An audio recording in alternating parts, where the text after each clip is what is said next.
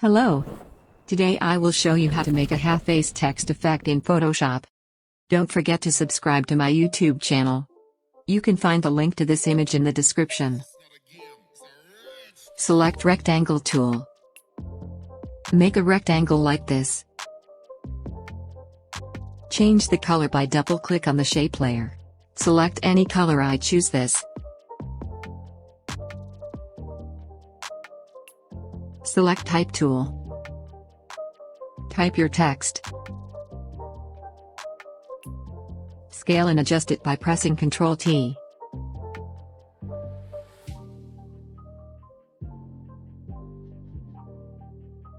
Double-click on the text layer. Select Blending option. Change Fill Opacity to 0%. Change Knockout to Shallow. Select Stroke. Change Size 4 pixel. Change Position to Outside. Select Drop Shadow. Set Opacity to 70%. Angle to 118 degree. Distance to 39 pixel. Spread to 14%. Size to 21 pixel. Then hit OK. That's it. I hope you like it.